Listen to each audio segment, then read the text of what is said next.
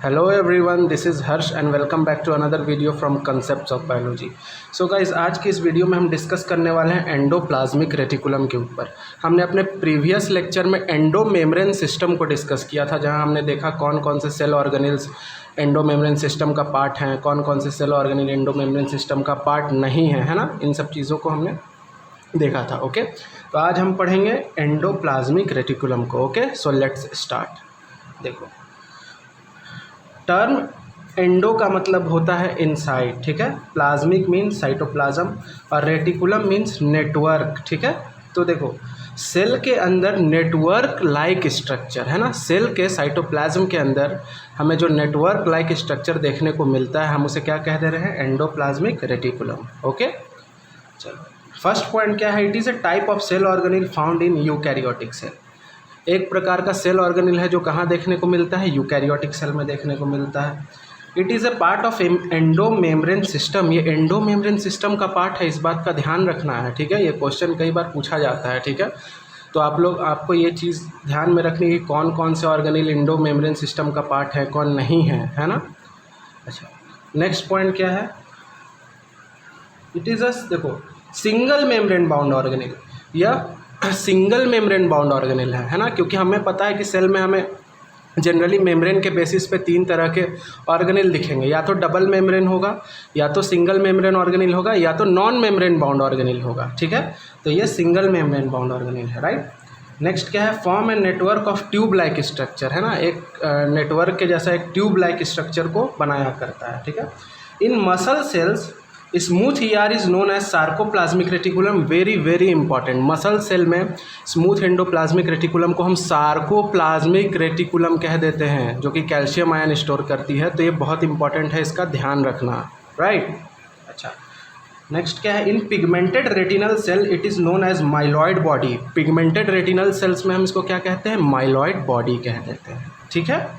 इसी smooth endoplasmic reticulum को हम पिगमेंटेड रेटिनल सेल्स में क्या कह रहे हैं? Myeloid body. Okay, mature RBC lakhs ER. Mature RBC जो होती है उसमें हमें ईआर देखने को नहीं मिलती, ठीक है। जो मैमेलियन मैच्योर आरबीसी होती है वहाँ हमें ईआर देखने को नहीं मिलती। It helps in the formation of plasma membrane known as membrane biogenesis. अब देखो, ये प्लाज्मा मेम्ब्रेन के फॉर्मेशन में हेल्प करती है। सेल के का जो आउटर मेम्ब्रेन है हम उसे प्लाज्मा मेम्ब्रेन कहते हैं ना। ओके, तो उसके फॉर्मेशन में ये हेल्प करती है एंडोप्लाज्मिक रेटिकुलम। तो इस प्रोसेस को हम मेम्ब्रेन बायोजेनेसिस कहते हैं। अभी हम थोड़ा इस पर और आगे डिस्कस करेंगे। ओके, चलो, तो ये टर्म याद रखना, मेम्ब्रेन बायोजेनेसिस इंपॉर्टेंट है।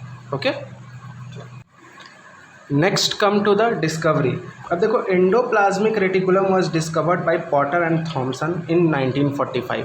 तो एंडोप्लाज्मिक रेटिकुलम को किसने डिस्कवर किया था? पॉटर और थॉमसन ने। कब? 1945 में, ठीक है। The name endoplasmic reticulum was coined by Potter in 1953। बाद में जो पॉटर ने जो टर्म एंडोप्लाज्मिक रेटिकुलम है उसे दिया था, ठीक है। उस नेम को पॉटर ने कॉइन किया था, ठीक है। तो the name endoplasmic reticulum was coined by Potter. इस चीज़ का ध्यान रखना, ठीक है, कि जो नाम है वो पॉटर ने दिया है। चलो, now let's see our next slide. अब देखो, कंपोनेंट्स ऑफ एंडोप्लाज्मिक रेटिकुलम। कौन कौन से कंपोनेंट्स? एंडोप्लाज्मिक रेटिकुलम किन किन चीज़ों से मिलकर बना है, ठीक है। देखो, सिस्टर्नी, ठीक है, पहला कंपोनेंट क्या है।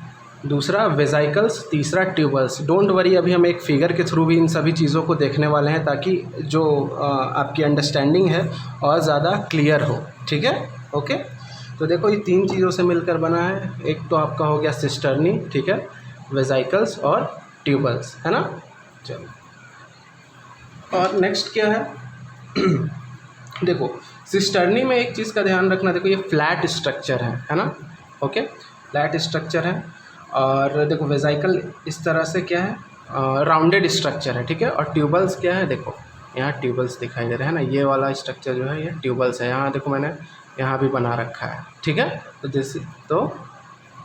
These are cisternae, vesicles and tubules. Okay, next क्या है? Types of endoplasmic reticulum. Endoplasmic reticulum के टाइप। अब कितने प्रकार के हुआ करते हैं एंडोप्लाज्मिक रेटिकुलम? अभी तक तो हम ये पढ़ रहे हैं एंडोप्लाज्मिक रेटिकुलम के बारे में, सारी जनरल स्टफ्स को पढ़ रहे हैं। अब इसके टाइप को देखेंगे, ठीक है। अब देखो दो तरह के होते हैं, रफ एंडोप्लाज्मिक रेटिकुलम जिसको आर शॉर्ट में कह रहे हैं, स्मूथ एंडोप्लाज्मिक रेटिकुलम जिसको एस कह रहे हैं। अब क्या है आर, क्या है एस, इन्हें हम समझने की कोशिश करते हैं। Let's see. तो देखो सबसे पहले क्या है, rough endoplasmic reticulum appears rough when observed under microscope due to presence of ribosome। अब देखो एंडोप्लाज्मिक रेटिकुलम रफ तब अपीयर होगा जब उस पर राइबोसोम अटैच होंगे। देख रहे हो यहाँ एंडोप्लाज्मिक रेटिकुलम, यहाँ सिस्टर्नी है, इससे क्या है, राइबोसोम अटैच्ड है, ठीक है। तो ये रफ अपीयर हो रहा है, ठीक है, इट इज़ अपीयरिंग रफ, ठीक है। तो इसे हम रफ एंडोप्लाज्मिक रेटिकुलम कह दिया कर रहे हैं, क्यों, क्योंकि इससे राइबोसोम अटैच है, ठीक है। Ribosome attach to RER by the help of glycoprotein called ribophorin. अब ये जो राइबोसोम एंडोप्लाज्मिक रेटिकुलम से अटैच्ड हैं, वो किसकी मदद से अटैच्ड है, एक ग्लाइकोप्रोटीन है जिसको हम कहते हैं राइबोफोरिन, ठीक है। तो राइबोफोरिन ग्लाइकोप्रोटीन की हेल्प से अटैच है, किससे, एंडोप्लाज्मिक रेटिकुलम से, ठीक है। राइबोसोम अटैच टू, यहाँ मैंने RER लिख दिया है, ठीक है ना, यहाँ ER होना चाहिए था। तो जब ये एंडोप्लाज्मिक रेटिकुलम से अटैच हो रहे हैं तब तो ये RER बन रहा है ना, ओके। चलो अब एक चीज़ ध्यान रखना कि जो राइबोफोरिन है वो दो तरह के होते हैं, राइबोफोरिन 1 और राइबोफोरिन 2, ओके। इस चीज़ का सिर्फ ध्यान रखना है, ठीक है। Now let's move on to the next slide. हम थोड़ा और डिटेल में भी देखेंगे, इसे फिगर के साथ देखने वाले हैं, ठीक है। चलो देखो अब क्या है, RER helps in protein synthesis. Rough endoplasmic reticulum का काम क्या है, प्रोटीन सिंथेसिस में हेल्प कर रहा है। वेरी वेरी इंपॉर्टेंट क्वेश्चन आता है, बहुत सिंपल क्वेश्चन है बट आपको याद रखना है ना। रफ एंडोप्लाज्मिक रेटिकुलम का काम क्या है, प्रोटीन सिंथेसिस में हेल्प कर रहा है, ठीक है, helps in protein synthesis. Abundantly found in those cells which are active in protein synthesis. तो कहाँ मिलेगा, किस तरह के सेल्स में देखने को मिलेगा, उन्हीं सेल्स में देखने को मिलेगा जो एक्टिवली प्रोटीन का को सिंथेसाइज कर रहे हैं, एक्टिवली इन्वॉल्व है प्रोटीन सिंथेसिस में, वैसे सेल्स में ये देखने को मिलेगा। जैसे एग्जांपल में पैनक्रियाटिक सेल्स हो गए, है ना, प्लाज्मा सेल्स हो गए। देखो यहाँ मैंने एक और क्लियर इमेज बना रखा है RER के लिए, है ना। देखो किस तरह से इससे राइबोसोम अटैच्ड है, डॉटेड स्ट्रक्चर है ना, सिस्टर्नी से अटैच्ड है, ओके। तो आई होप कि यहाँ तक अभी चीज़ें क्लियर होंगी। Let me show you one more image. देखो एक और इमेज है, अगर आपको दिखाई दे रहा हो तो देखो, ये न्यूक्लियस से एंडोप्लाज्मिक रेटिकुलम न्यूक्लियस के आउटर मेम्ब्रेन से जुड़ा है। और देखो यहाँ पे क्या है, हमें शुरुआत में रफ एंडोप्लाज्मिक रेटिकुलम दिखाई दे रहे हैं, यहाँ इससे राइबोसोम अटैच्ड है। ये जो बीट्स लाइक स्ट्रक्चर है, ठीक है, ये RER है, ठीक है, राइट, ओके। देखो यहाँ पे क्या है, वेजाइकल्स है ना, देखो वेजाइकल्स है, ये वाला स्ट्रक्चर ध्यान से देखो, ट्यूबल्स के जैसे दिखाई दे रहे हैं, ओके। अब देखो नेक्स्ट क्या है, स्मूथ एंडोप्लाज्मिक रेटिकुलम।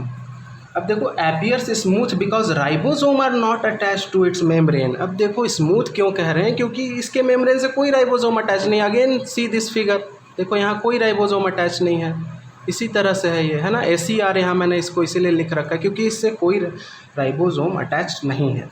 ACR का काम क्या है, इम्पॉर्टेंट चीज़ है, इसे ध्यान में रखना है। हेल्प्स इन लिपिड सिंथेसिस, तो लिपिड के सिंथेसिस में ये हेल्प करेगा, है ना, लिपिड को बनाने में हेल्प करेगा। नेक्स्ट पॉइंट क्या है, ACR helps in detoxification of poisonous substances such as drugs, insecticides etc, है ना। अब देखो एक बहुत ही इंपॉर्टेंट इसका काम क्या है कि डिटॉक्सिफिकेशन करता है ये, है ना, टॉक्सिक सब्सटेंस, पॉइजनस सब्सटेंस को ये डिटॉक्सिफाई करता है ना, ओके। जैसे एग्जांपल क्या हो गए, ड्रग्स हो गए, इंसेक्टिसाइड हो गए, है ना, जैसे अल्कोहल हो गए, है ना।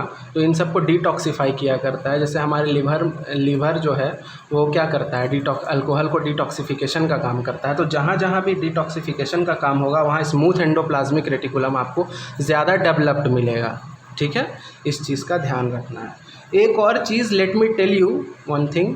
देखो ये जो अंदर का, अब क्या है, ये अंदर वाला पूरा पार्ट साइटोप्लाज्म है, ठीक है। अब देखो ये जो एंडोप्लाज्मिक रेटिकुलम के अंदर का स्पेस है, इसको हम कहते हैं बच्चों ल्यूमिनल स्पेस। ये जो सारा अंदर का स्पेस है, ये देखो ये अंदर का स्पेस है, दिस इज़ इनसाइड स्पेस, अंदर का स्पेस है, ठीक है। और जो बाहर वाला स्पेस है इसको हम कह दे रहे हैं एक्स्ट्रा ल्यूमिनल स्पेस, ठीक है। तो अंदर का जो स्पेस है, दो पार्ट में ये देखो साइटोप्लाज्म को डिवाइड कर रहा है। एक तो हो गया ल्यूमिनल स्पेस, है ना, दूसरा हो गया एक्स्ट्रा ल्यूमिनल स्पेस। तो इस चीज़ का ध्यान रखना है कि जो एंडोप्लाज्मिक रेटिकुलम है वो 2 पार्ट में साइटोप्लाज्म को डिवाइड कर देती है, ठीक है। ल्यूमिनल स्पेस, अंदर वाली स्पेस, ठीक है, और दूसरा हो गया extra luminal space. Okay guys, अब एक चीज़ इसमें और है जो है मेम्ब्रेन बायोजेनेसिस, जो मैंने आपको शुरू में कहा था कि हम उसे डिस्कस करेंगे। तो देखो मेम्ब्रेन बायोजेनेसिस कुछ नहीं है, ये जो प्लाज्मा मेम्ब्रेन है ना, ये सेल की जो आपको प्लाज्मा मेम्ब्रेन या जिसे हम सेल मेम्ब्रेन कह देते हैं, ये जो दिखाई दे रही है, इसके फॉर्मेशन को ही हम क्या कह रहे हैं, मेम्ब्रेन बायोजेनेसिस कह रहे हैं। तो इसके फॉर्मेशन में कौन हेल्प कर रहा है, endoplasmic reticulum, that is rough endoplasmic reticulum, है ना, जो कि प्रोटीन बना रहा है, ठीक है, और स्मूथ एंडोप्लाज्मिक रेटिकुलम जो कि लिपिड बना रहा है। अगर आपने प्लाज्मा मेम्ब्रेन पढ़ रखा है तो आपको ये चीज़ का आइडिया होगा कि जो प्लाज्मा मेम्ब्रेन का मेन कॉन्स्टिट्यूएंट वो प्रोटीन और लिपिड है ना, कार्बोहाइड्रेट भी देखने को मिलता है। ओके, तो जो प्रोटीन और लिपिड है वो हमें कहाँ से मिल रहा है, वो कौन दे रहा है, वो दे रहा है एंडोप्लाज्मिक रेटिकुलम, ठीक है। तो इस प्रोसेस को, प्लाज्मा मेम्ब्रेन का जो फॉर्मेशन हो रहा है उस प्रोसेस को हम क्या कह रहे हैं, membrane biogenesis. Let me show you the slide. देखो शुरू में ही मैंने आपको बताया है, देखो, है ना, मेम्ब्रेन बायोजेनेसिस, ठीक है। सो आई होप गाइस की चीज़ें आपकी समझ में आई होंगी। अगर ये वीडियो आपको अच्छी लगी हो तो अपने फ्रेंड्स के साथ शेयर करें, चैनल को सब्सक्राइब करें, and let me know your views in the comment box. Will see you in the next video. Thank you for watching.